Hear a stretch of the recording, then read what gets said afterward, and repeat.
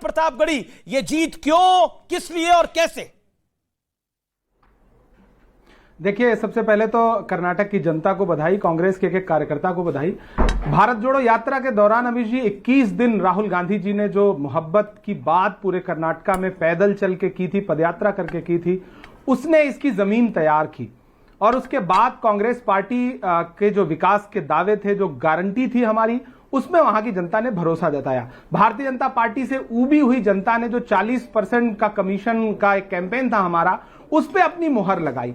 आप उससे जब आगे बढ़ेंगे तो आपने ये कहा कि भाजपा का क्या आंतरिक कलह जो है वो भाजपा का ले डूबी। मेरा अपना मानना है कि इसे राज्य के सर पे न डाल के ये चुनाव सीधे सीधे प्रधानमंत्री जी ने अपने सर पे लिया था। आगे बढ़ के खुद कैंपेन कर रहे थे और इस चुनाव में सीधे सीधे ये प्रधानमंत्री जी के करिश्मे की हार है, ये मोदी जी के करिश्मे की हार है, ये कर्नाटक की लोकल बॉडी की हार नहीं है। मैं ये मानता हूं कि इस चुनाव में राहुल गांधी जी और प्रियंका गांधी जी ने जो मेहनत की, खड़गे साहब ने हमारे जो मेहनत की, और भारतीय जनता पार्टी ने उसके खिलाफ जो नकारात्मक राजनीति की, उस सबका समग्र रूप से अगर आप विश्लेषण करेंगे तो आप ये पाएंगे कि ये नफरत के मुकाबले मोहब्बत की जीत है। जिस मोहब्बत के शोरूम को खोलने की बात राहुल गांधी जी कर रहे थे, वो खुला, वो पहले हिमाचल में खुला और अब जाके कर्नाटक में खुला। उसके और बीच में आप एक चुनाव को भूल रहे हैं जहां पर बीजेपी 27 सालों से शासन में थी और अभी भी है, वो है गुजरात, जहां बीजेपी का नंबर अब तक का सबसे ऐतिहासिक आया, 150 के पार गया।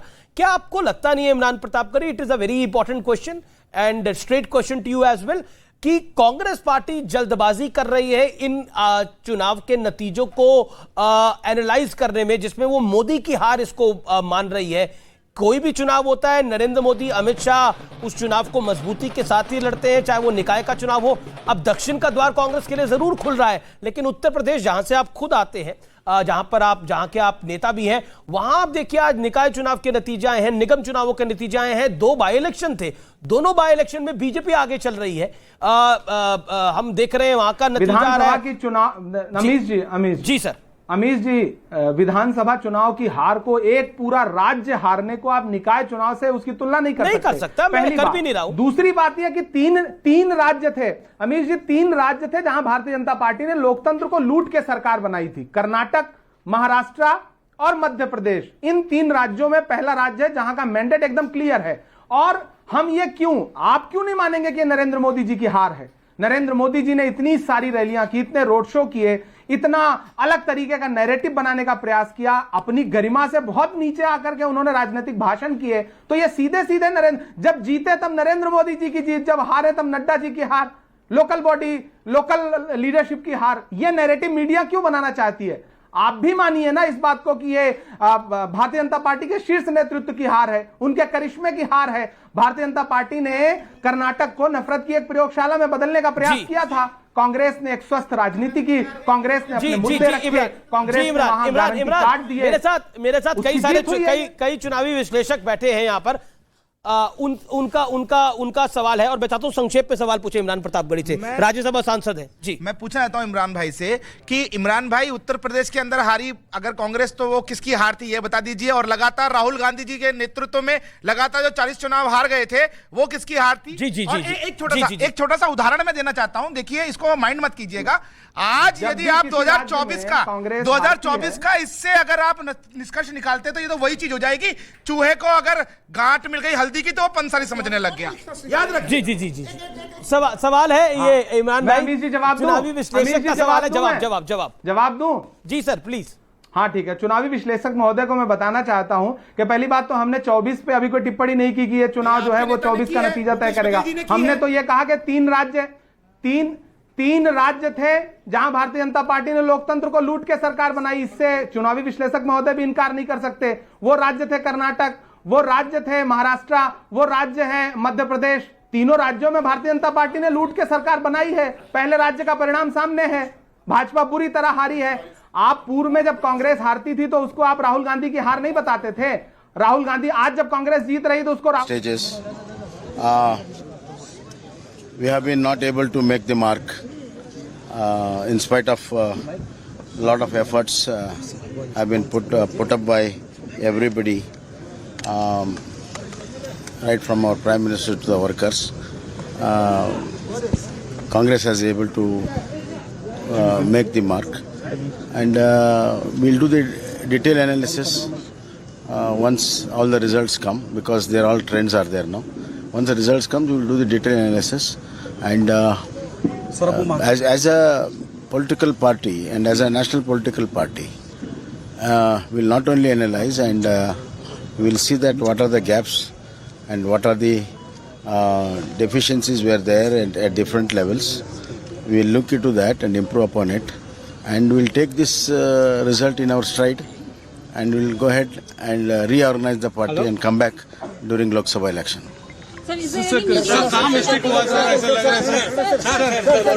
बीजेपी ने इस समय की सबसे बड़ी खबर है, बीजेपी ने अपनी हार स्वीकार कर ली है, कहा है कि हम लोकसभा में डबल मेहनत करेंगे और इससे ज्यादा दमखम के साथ वापस लौट के आएंगे। ये इस समय की बड़ी ब्रेकिंग स्टोरी है।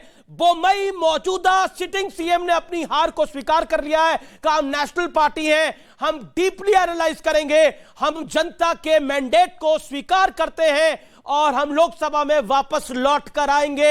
ये भरोसा देता हूं मैं, और कार्यकर्ताओं के साथ हम फिर दोबारा मेहनत करेंगे और वापस लौट के आएंगे, हम बताएंगे। ये बड़ा सवाल है। इमरान प्रतापगढ़ी से आपका सवाल था, क्या सवाल था आपका? उत्तर प्रदेश में कांग्रेस से 2 राज्यसभा सदस्य इमरान प्रतापगढ़ी और प्रमोद तिवारी दोनों प्रतापगढ़ जिले के हैं। प्रतापगढ़ में चुनाव हुआ है, अपनी कांग्रेस की स्थिति जरा बताइए इमरान जी। ओके, इमरान प्रतापगढ़ी जी, इमरान प्रतापगढ़ी जी बोलिए प्लीज। कहना चाहता हूं कि उत्तर प्रदेश में हम निकाय चुनाव में सत्ता में नहीं थे, हमारा बहुमत नहीं था, लेकिन कर्नाटक में भारतीय जनता पार्टी सरकार में थी। आपकी सरकार हारी है। आपके केंद्रीय नेतृत्व ने जाकर के रैलियां की हैं, 40 से ज्यादा रोड शो किए हैं, प्रधानमंत्री जी ने इतने रोड शो किए हैं, इतने बड़ी बड़ी बातें की हैं। तो आप उत्तर प्रदेश के निकाय चुनाव के रिजल्ट को रख करके चेहरा मत बचाइए। उत्तर प्रदेश के निकाय का चुनाव, हमें पता है कि आप एक पूरा राज्य हारने के बाद बताएंगे कि हम तो निकाय चुनाव में जीत रहे हैं, इसलिए कांग्रेस अपनी जीत का जश्न न मनाए। ये हमारी बहुत बड़ी जीत है। मनाने के लिए कोई मना नहीं कर रहा। हमने 24 पे कोई बात नहीं की, लेकिन बोम्मई जी ने भारतीय जनता पार्टी के हारे हुए मुख्यमंत्री ने यह कहा कि हम 24 में वापसी करेंगे। तो हम फिर क्यों ना कहें कि कर्नाटक की जीत आने वाले 24 के नतीजों पे बहुत व्यापक असर डालेगी, व्यापक असर डालेगा। ओके, सवाल एक और राजनीतिक विश्लेषक सवाल पूछ रहे हैं। इमरान जी, आपने कहा कि उन्होंने 40 रैलियां की, आपको किसने रोका था रैलियां करने से? होता ही रैली है चुनाव के वक्त। और दूसरी चीज जो आपके बहुत नेता कह रहे हैं कि 2024 का रास्ता खुल गया है, ये पूरे देश को मालूम है। पर ये सेटबैक तो बीजेपी के लिए है, बिल्कुल है, लेकिन ये पूरे देश को मालूम है कि एक पार्टी अकेले मोदी जी को टक्कर नहीं दे सकती है, और कोई भी विपक्ष राहुल गांधी को डंडे से भी छूने को तैयार नहीं है। तो कहां से? लेकिन अब तो कांग्रेस ने जो कर्नाटक में कर दिखाया, उसके बाद क्या करिएगा? कर्नाटक अब तो नहीं, ये आपका विश्लेषण हो सकता है। ओके, लेकिन राहुल गांधी ओके, इमरान प्रतापगढ़ी सवाल वो कह रहे हैं कि आपको रैली करने से कोई नहीं रोकता। बीजेपी चाहे चुनाव हार भी रही हो, मेहनत तो करती है। गुजरात में कांग्रेस हार रही थी, मेहनत ही नहीं कर रही थी। अमीर जी मेरी बात सुनिए। पहली बात तो इन लोगों को आप चुनाव विश्लेषक क्यों कहते हैं? जो पूरी तरह से भारतीय जनता पार्टी के पक्ष में बात करते हैं उनको आप चुनाव विश्लेषक मत कहिए कि भारतीय जनता पार्टी के लोग बैठे हैं। पहली बात। दूसरी बात यह कि आप कह रहे हैं कि राहुल गांधी को कोई डंडे से छूने को तैयार नहीं। राहुल गांधी जी को आपने डिस्क्वालीफाई कराया, आपने उनको घर से निकाल दिया। उसी का परिणाम है कि आज जनता ने आपको कर्नाटक की सत्ता से बेदखल कर दिया। आने वाले दिनों में आपको दिल्ली की सत्ता से भी बेदखल करेगी, आपको महाराष्ट्र में बेदखल करेगी, आपको मध्य प्रदेश में बेदखल करेगी। ये जो आपका अहंकार है ना, उस अहंकार की हार है ये। अगर नरेंद्र मोदी जी ने 40 रैलियां की तो आप बता रहे हैं कि नरेंद्र मोदी जी ने बहुत मेहनत की, केंद्रीय नेतृत्व ने बहुत मेहनत की, तो हार मानिए ना। हार मानने में क्या जाता है? आपके मेहनत को जनता ने नकारा ना। आपने जो नैरेटिव बनाना चाहा उसको जनता ने नकार दिया ना कर्नाटक की, तो मानिए उस बात को। अब राहुल गांधी जी ने, प्रियंका गांधी जी ने, खड़गे जी ने, डीके शिव कुमार जी ने, सिद्धरमैया जी ने जो मेहनत की उसे जनता ने स्वीकार किया, तो स्वीकारने में क्या जाता है? इमरान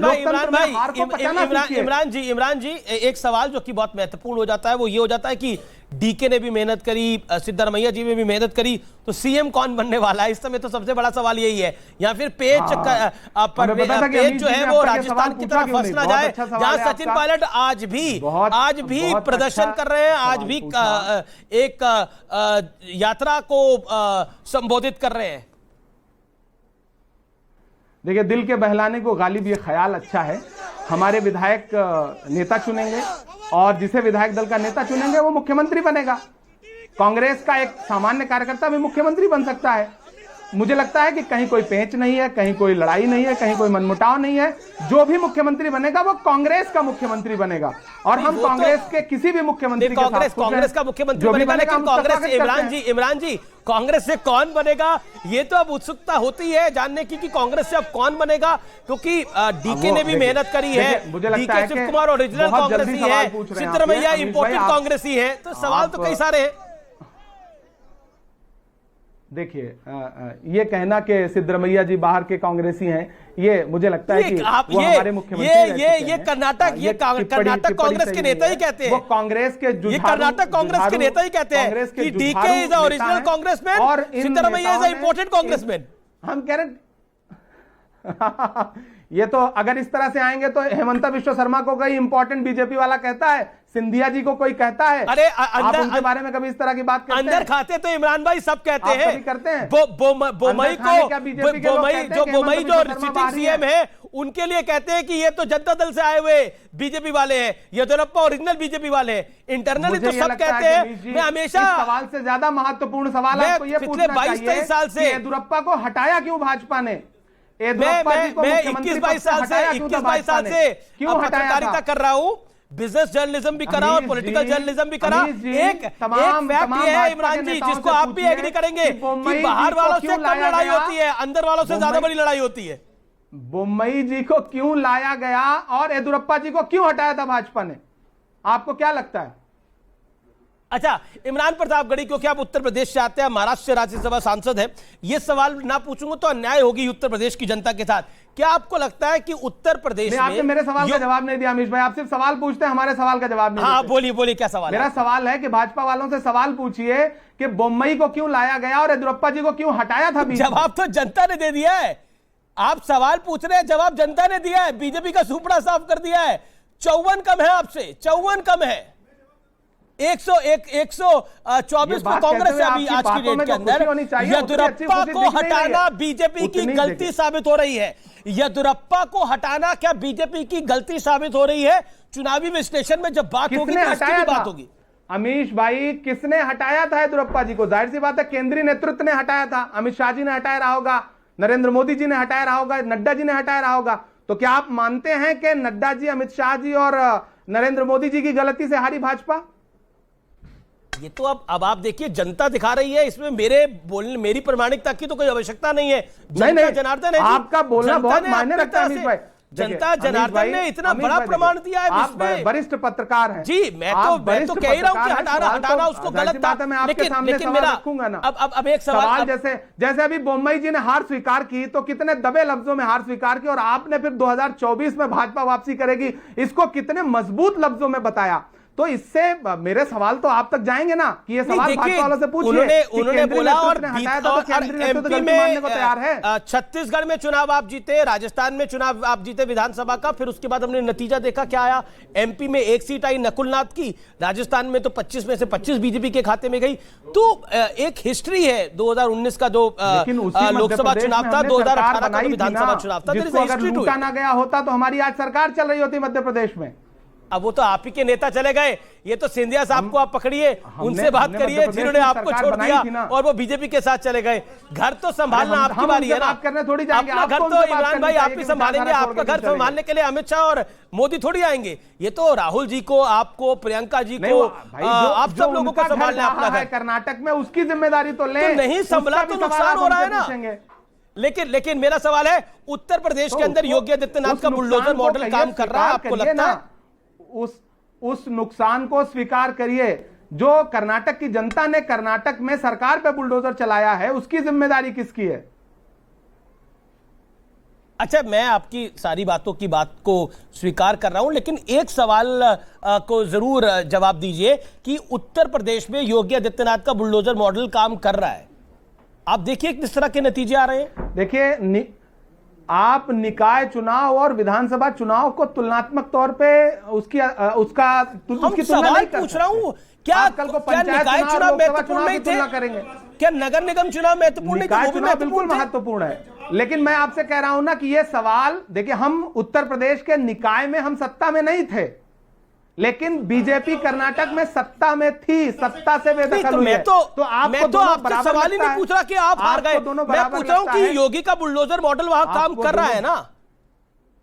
आपको आज कर्नाटक में भारतीय जनता पार्टी ने, अब देखिए ये तो निर्धारित इमरान भाई आप भी कर पाएंगे कि आज हम सिर्फ कर्नाटक की बात करें, नतीजे जब आज पंजाब के भी नतीजे आए हैं, वहां पर जलंधर में बाई इलेक्शन था लोकसभा सीट पे, जहां आम आदमी पार्टी की जीत हो रही है और कर्नाटक में कांग्रेस की जीत हो रही है, निकाय चुनावों में भारतीय जनता पार्टी की जीत हो रही है। मुझे आप बताइए ना अमीश भाई यहाँ एक बड़ा मतलब महत्वपूर्ण प्रश्न आपसे मैं पूछ रहा हूं।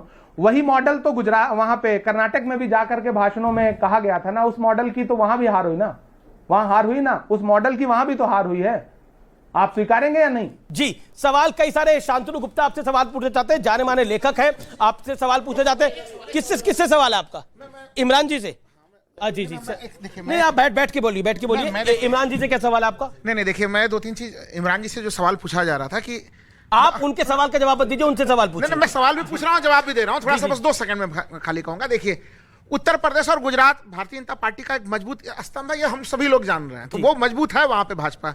लेकिन एक तरह से कर्नाटक की जो स्थिति है, वो स्थिति कहीं न कहीं वहां पे बीजेपी को बहुत बड़ा झटका लगा है। तो वो झटके की स्थिति तो है नहीं, है काफी बड़ा सा झटका तो है ही ना।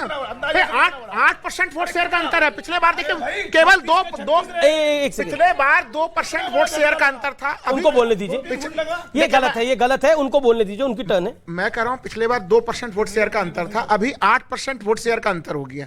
एक बड़ा इमरान प्रतापगढ़ी से आपका सवाल क्या है? उनसे सवाल तो ये कि उत्तर प्रदेश में कांग्रेस को मजबूत करने की क्या योजना है, ये सवाल तो है, क्योंकि उत्तर प्रदेश में कांग्रेस अभी कमजोर है। इमरान प्रतापगढ़ी ये कह रहे हैं कि बीजेपी का किला ढहा है, बीजेपी को बड़ा झटका लगा है, लेकिन उत्तर प्रदेश में आपको कांग्रेस की मजबूत करने की क्या योजना है? देखिए, हम उत्तर प्रदेश में कई वर्षों से, 30 से ज्यादा वर्षों से सत्ता में नहीं है, इसमें कोई दो राय नहीं। वहां हम कमजोर हैं, हम उसको स्वीकार करते हैं और उसको लेकर के हम काम करेंगे। आपको कर्नाटक के रिजल्ट का असर जो है ना पूरे देश में दिखेगा। हमारे कार्यकर्ताओं में जोश आया है। मध्य प्रदेश के आने वाले चुनाव में कोई दो राय नहीं है, जल्दी ही उसका असर दिख जाएगा।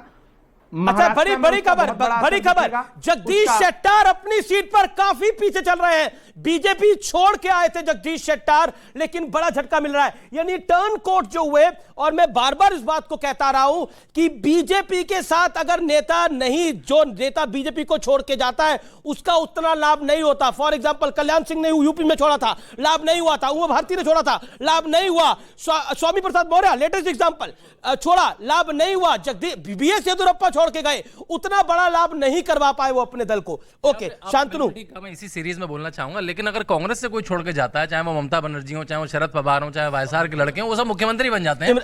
तो कांग्रेस से जब स्प्लिट होता है तो इस तरह से होता है। इमरान प्रतापगढ़ी जी से पूछना चाहूंगा कि जो उत्तर प्रदेश से आते हैं, उत्तर प्रदेश में मतलब आप 1%, 2%, 6% की पार्टी है, तो आप 24 का सपना कैसे देख रहे हैं केवल कर्नाटक जीत के बिना पे? कर्नाटक पे क्या सवाल है आपका? कर्नाटक में यही है कि इमरान प्रतापगढ़ी जी खुद भी काफी चर्चा में आए कि उत्तर प्रदेश से उठ के आपने कितनी रैली करी और आपकी सीटों पे क्या प्रभाव रहा, वो बताएं। अब वो तो देखिए एनालिसिस से पता लगेगा, लेकिन जिस तरह से सीटें इमरान प्रतापगढ़ी ने भी जहां प्रचार करा होगा कांग्रेस जीती होगी। इमरान प्रतापगढ़ी, आपका स्ट्राइक रेट क्या है? शांतनु गुप्ता ये जानना चाह रहे हैं कि आपने जहां जहां प्रचार किया उसका क्या रिजल्ट आ रहा है? देखिए, इस पूरे चुनाव में आप किसी का व्यक्तिगत विश्लेषण नहीं कर सकते। ये पर्दे के पीछे रहने वाले लोगों की भी जीत है और पर्दे के आगे के लोगों की भी जीत है। मैं एक विभाग का, अल्पसंख्यक विभाग का राष्ट्रीय अध्यक्ष हूं। हमारे विभाग ने एक एक सीट पर बाकायदा मेहनत की है और उसका समग्र रूप से, हर वफा जिंदगी जावेद नहीं होती है, दिल का हर जख्म कहीं दिल का कमल बनता है। जब शहंशाह भी हो, इश्क भी हो, दौलत भी, तब कहीं जाके कोई ताजमहल बनता है। और कांग्रेस का नंबर और बढ़ता हुआ, कांग्रेस का नंबर और बढ़ता